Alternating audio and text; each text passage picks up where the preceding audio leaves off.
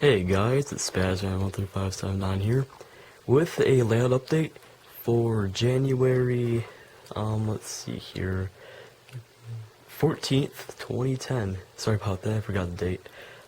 This is going to be a very big layout update.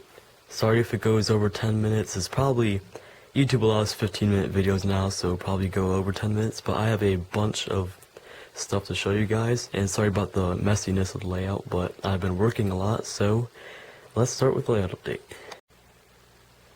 Right throughout here, I have done some scenery work. I ripped out all of the scenery here, added some foam underneath, and scenic to all above it. So that came out pretty good. On the other side there's a couple rocks. Right here, there's some rock outcropping.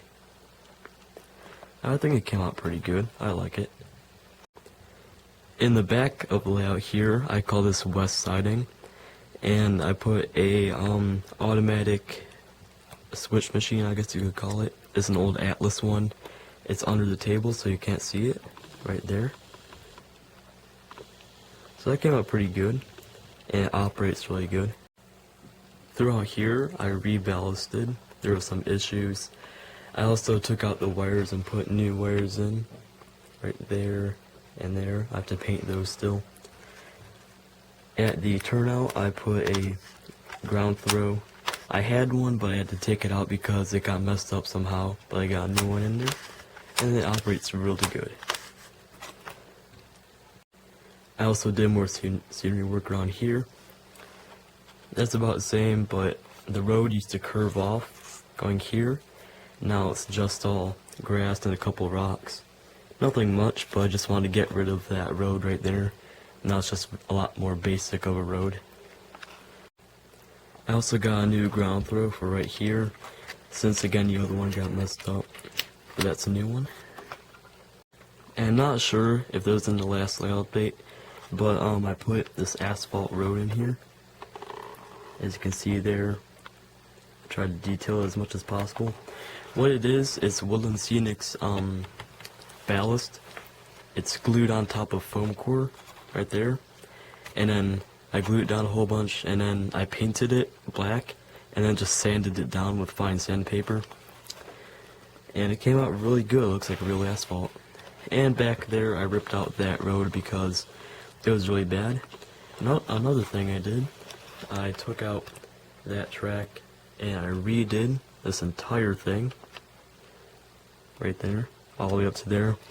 The super elevation on it was really bad, so I had to take it out and replace it entirely.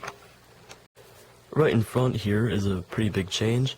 There is a old abandoned trestle scene.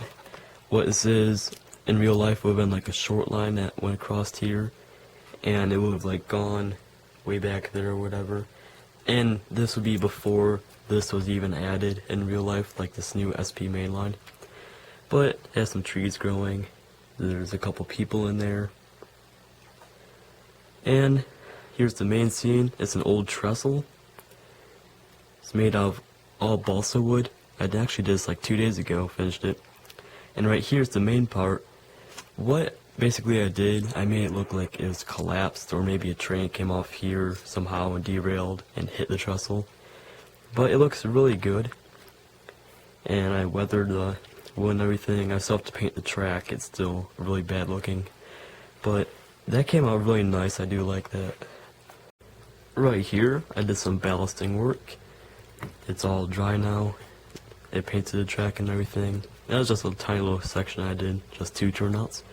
But here's a new change. I put a passing siding in. It goes all the way here, and goes around, and ends up right there by the grade crossing. And there's the main line on the inside, passing siding is on the outside.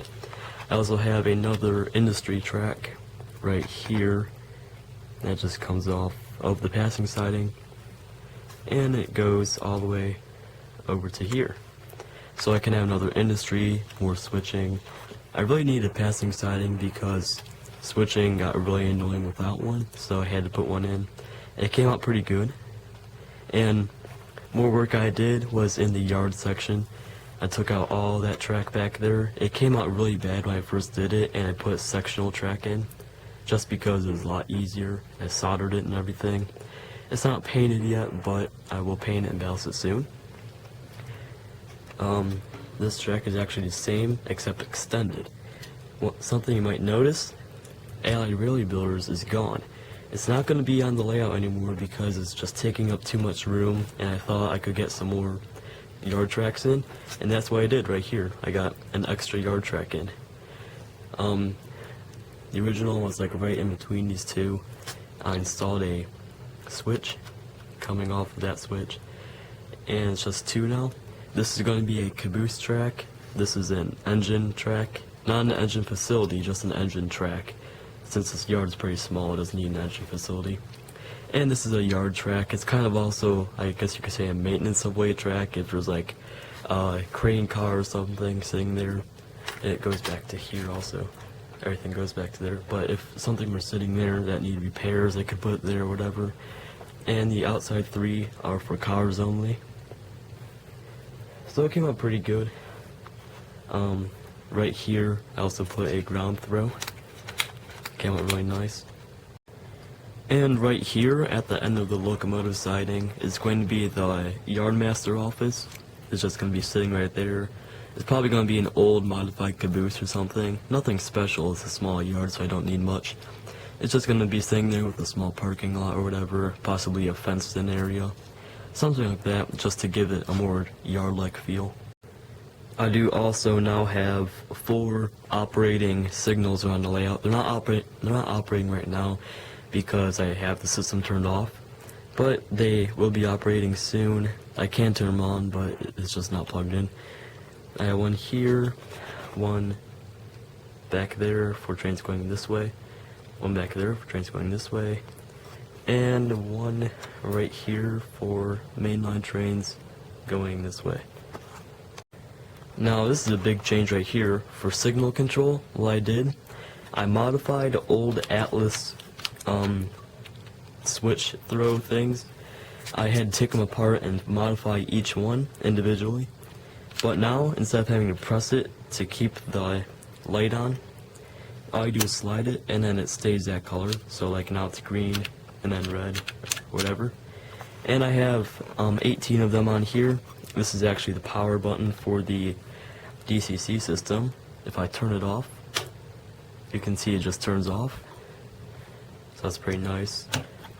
Just basically a pretty basic dispatch controller board thing. Also, I did on a couple, I'll do to all of them. There's going to be LEDs that match the lighting of whatever this is. So say it's green, and you can see it's green on here, and that it's green on the layout. Since on quite a few signals you can't really see at this position what they are. So I did that. That came out really good. Underneath the layout, or underneath this part, there's a mess of wiring already, and I only have 4 signals installed. So it's going to be quite a bit of wiring when I get all 18 signals installed. Now, we're back here by the trestle, and you may remember the expansion, whatever I was doing, and I actually finished that, probably 90%. I finished all the track and bench work, and scenery is almost done. So the switch comes off here like normal. It goes all the way around here. I did ballast this, by the way. And this is a change that you haven't seen. There's now 2 diamonds, and they are 19-degree diamonds. Now if we go over here, there is our finished product. Alright, so what this is, it's a very basic 4-track interchange yard. It's all done. It's a yardmaster office thing. This town is called Creston, so I put a little sign on there for Creston. Behind the 4-track yard is a industry, whatever, I don't know what's gonna be, but there's a switch coming off of it.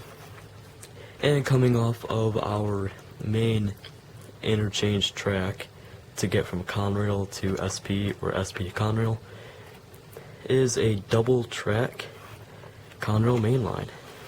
Now this is really neat. I'm going to be having trains going on this track this way this track this way. I don't know north, south, or whatever yet. I didn't really get that. But basically, trains coming this way can stop, decouple from the train. The switcher that'll be in there can come out, pull the cars off of the Conrail, and then put it in there, and then take the cars from the SP and then put it back on the Conrail. So basically an interchange track. If actual trains from Conrail need to go to SP, they can simply go here and then go all the way around and get over to there. I started ballasting already on here. That's all ballasting pretty much done. This is a big thing I did. This is a kit bashing project. This was originally 2 separate bridges. In the middle here, there was another one of these, and it was just 2 different kits. I cut that piece out on both, connected them together, and I had to install rail on each one. And I painted it up and weathered it a little bit. I had to scratch build those pillars underneath, if you can see them. They go all the way underneath. They're made out of styrene. And it's a pretty strong bridge. It's a nice little bridge. The clearance is perfect. If I take an NMRA gauge, you can see that it just fits over it. So it came out really nice. I can run really fast trains on here now because I fixed that really bad curve I had. It was like a 15-inch radius curve. And now it's maybe a 30 or probably a 52-inch radius curve, so it's really good. I can run nice high ball rates. I installed number 6 here. There's a number 4 in the first place, and I had scenery going across here. And I had ballasting, but I ripped it out and put a number 6 in its place because I just liked it better. It was more prototypical. And yeah, it came out really good. I do enjoy the scene quite a bit. So now let's get to what I've actually gotten over the past couple months. Alright, so first of all is this brand new Proto 2000 GP30. You guys have never seen this before. I just got it about a week ago, and I weathered it according to prototype photos for 1976, I believe. And it's number 1236 for ATSF. I think Santa Fe had about 30 of these units before they scrapped them and renumbered them. But yeah, I lightly weathered it. The fuel tank is my favorite part. As you can see on the fuel tank, it came out pretty good. The trucks came out excellent. I used powders mostly, so it's kind of touchy. I don't want to really handle it that much. But it was brand new in the box, never run, for $15 as compared to a $95 MSRP. So I saved $85 or $80 on the locomotive. I got $80 off of it. So it was a really good deal. I got that at a train show a couple days ago. So now let's continue our train, and I'll show you what else I got. Now most of these are covered hoppers, but here's a cement hopper B&O. I got it for like $4, I think. Alright. Oh, it stopped. Okay. There we go. Here's a GT covered hopper, same exact thing as a B&O, except I weathered it. It came out really good. I just had to put metal wheels on it. This is an old Northlands car that I got, and I recently put correct trucks and KD couplers on it. I'm not going to be really running it on the layout. It's more of a novelty car and everything. But it came out pretty nice. It runs really good. Here's a early run Tangent covered hopper. It's made by Tangent Company. Oh, I'll back up a little bit there. And it's really excellently detailed. I got it for $5 at the last train show, so that's really good. And it has see-through handrails and all that nice stuff and walkways. And I got it for $5 with KDs and metal wheels. You cannot beat that, really. It didn't have a box, but I know that it's early Tangent. This used to be a DT&I covered hopper. I did a really poor weathering job on it, so I redid the paint. And I have to get decals and metal wheels for it still, and actually new trucks because the trucks on that are not correct. Here's an old Conrail that you've seen before, covered hopper. I patched it slightly, if you can see that, and made it for OVLR number 1267 to go with my scenic railway. And I weathered it lightly with powders. Here's one of my favorite new cars. Oh, we have a derailed train in the back. Okay, it's a SP air slide, I think, or I'm not sure what it is, but it's a covered hopper. If I zoom in right here, you may be able to see the weathering, but the weathering on this came out really nice. The autofocus would go. The lighting isn't that great either, but it's small. There you go, streaks going down the side. The trucks came out really good. This is according to photos from 1985, so it's a little bit past my era, but it still came out as a really nice car. It's really excellent. We continue our train here. It's a new car, a Detroit Mackinac car. Oh, a derailed train again. Wow.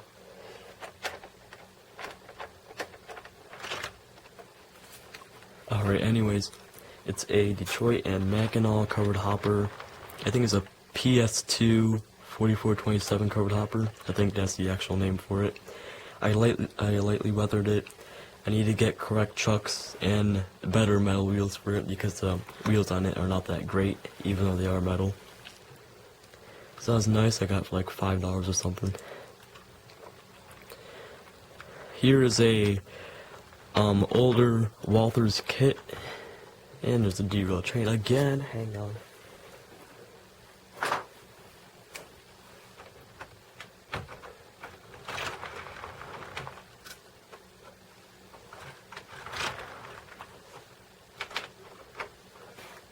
Alright, sorry about that.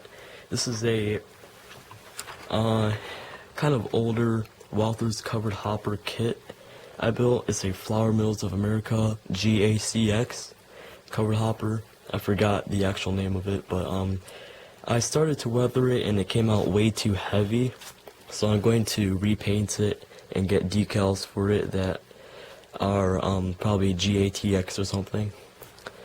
I didn't weather the ends or anything on it yet, just that one side, and then it didn't really come out that good.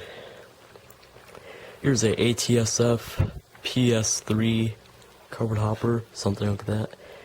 And it was a $1 kit I got from a guy, brand new, never put together. I got Katie's and metal wheels for it, and I lightly weathered it according to 1976 photos. And it actually has on top here see-through top on it. It came out really nice. Pretty good weathering on it. That was the first time I weathered with my old airbrush before I threw it away, because it got really messed up. And the last thing on this train, we still have more after this, is a SP 50-foot wide door boxcar. It's a Hydra cushion, one of the special paint schemes. It looks really nice. It was like $7, which is kind of expensive, but I got it just because I think it looked really cool. And I still need to get, well actually, no, I do have metal wheels for it, and I have Katie's. So that came out pretty good. I did light weathering on it with some gray paint. Alright, so now I have a couple more things that I'm going to show you guys that I got. Here is a Chesapeake in Ohio boxcar I got. You've seen it before quite a few times, but I finally finished weathering it. And this is the newer side. It came out pretty good. It's very heavy, but it is according to 1990 photos, so you can't get much better than that. It came out really good, I think. It has all the gray streaks and everything.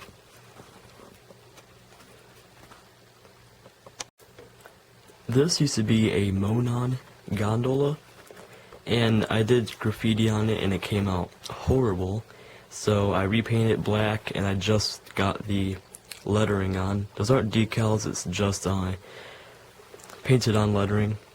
CGC stands for Charleston Grain, or Charleston Gravel Company, and that's for the industry going over there.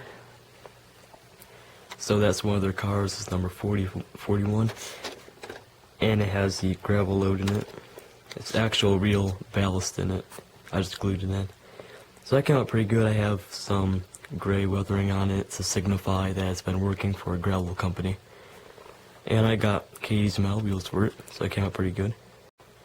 Here is a Golden West Service 60-foot modern reefer by Old Athearn, and I got it with Atlas chucks and wheels and KD couplers.